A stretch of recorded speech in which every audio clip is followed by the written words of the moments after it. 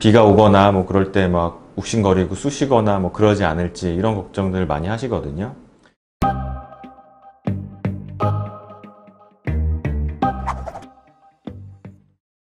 네, 안녕하세요. 이유부항암내과 김종현 원장입니다. 반갑습니다.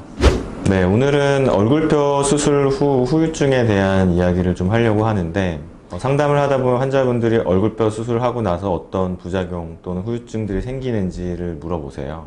특히 많은 질문 중에 하나가 뭐냐면, 수술을 하고 시간이 많이 지났는데 비가 오거나 뭐 그럴 때 막 욱신거리고 쑤시거나 뭐 그러지 않을지 이런 걱정들을 많이 하시거든요.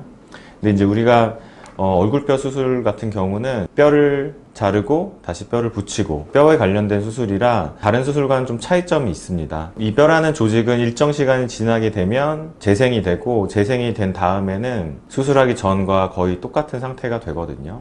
그래서 수술을 하고 일정 기간 동안 문제 없이 잘 회복이 되면 비가 올 때 뼈가 시리거나 이런 증상은 생기지 않습니다. 만약에 사고가 나서 만약 팔이 골절이 됐다고 하면 그 골절된 부분이 움직이지 않도록 기부스를 하게 되죠. 그래서 기부스를 하는 목적은 뼈를 움직이지 않게 만드는 거고, 뼈는 움직이지 않아야만 원래대로 재생이 되거든요. 그래서 양악수술이든 안면윤곽수술이든 얼굴뼈 수술을 하고 난 뒤에는 고정하는 게 굉장히 중요해요. 고정을 할 때 이제 금속 고정핀을 사용하는데, 고정핀을 정확하게 잘 위치시켜야 뼈가 움직이지 않고, 뼈가 움직이지 않아야 회복이 잘 될 수 있습니다.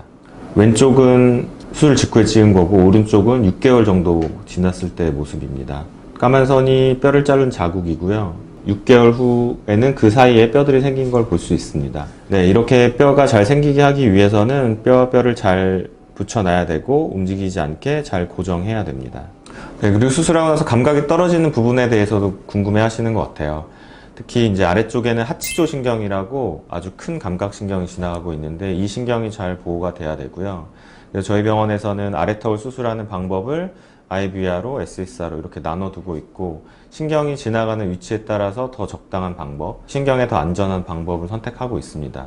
바꿔 생각해보면 수술이라는 게 사실은 몸에 해를 가하는 거거든요. 그래서 득과 실이 있을 수밖에 없고, 우리가 수술로 통해서 얻을 수 있는 것과 잃을 수도 있는 것을 잘 비교해서 자신에게 꼭 필요한 수술인지 생각해보고, 또 전문의와 잘 상담해보고, 그래서 수술 후에는 어떤 일들이 일어날 수 있는지에 대해서 충분히 안 다음에 수술을 하는 것이 맞다고 생각합니다. 지난 영상에 댓글을 많이 달아주셔서 감사하고, 그 중에 제가 답변해드릴 질문이 있는 것 같아서 오늘 한번 읽어보겠습니다. 핀 제거 수술에 대해서 영상 찍어주실 수 있는지요? 핀 제거 수술을 고민하고 있어서요. 네. 뼈가 이제 다 붙은 다음에는 사실 핀이 하는 일이 없기 때문에 핀을 제거해도 기능적인 문제가 발생하지 않거든요. 이 핀은 티타늄으로 되어 있어요. 그래서 티타늄은 의료용 금속인데 쉽게 생각해서 자석에 붙지 않는 금속이거든요. 그래서 나중에 뭐 MRI를 찍거나 뭐 공항을 지나가는데 소리가 난다거나 그럴 일이 없습니다. 특히 이제 생체 적합성도 좋아서 이거를 이제 이물질로 생각해서 몸에서 염증 반응을 일으키거나 이런 경우도 굉장히 적죠. 제거를 하는 분도 있고 제거 안 하는 분도 있는데, 저희 병원 같은 경우는 비율을 따지면 한 반반 정도 되는 것 같아요. 원장님들 자녀분들도 나중에 필요하면 양악 윤곽 수술을 직접 집도하실 건지 수술을 허락하실 건지가 궁금해요. 네.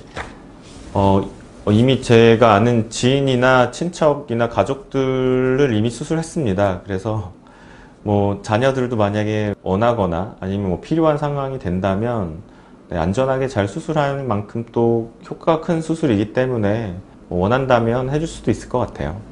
구강암면외과 의사이면 성형외과 의사가 약종 수술하는 거에 어떻게 생각하나요? 이렇게 물어봤네요. 예전에도 어떤 성형외과 원장님이 저한테 물어봤어요. 양악수술은 성형외과에서 하는 게 맞나요? 구강외과에서 하는 게 맞나요? 구강외과 선생님들은 사실 잘 성형외과 선생님들한테 이런 질문을 하지 않아요. 구강외과에서 하는 거는 별로 의구심을 갖지 않는데, 성형외과에서 하는 거에 대해서는 해도 될까 아닐까 라는 생각을 갖는 것 같습니다. 그래서 이거 자체가 일단 전 답변이 됐다고 생각을 하고요. 구강외과 의사가 되기까지의 과정과 성형외과 의사가 되기까지의 과정은 많이 다르고요. 그 과정 속에서 과연 누가 양악수술을 잘 할 수 있는 조건을 갖는지가 중요한 것 같습니다. 오늘 내용이 도움이 되셨으면 좋아요, 알림, 구독 신청 바라고요. 저는 또 다른 주제를 가지고 다시 돌아오겠습니다. 감사합니다.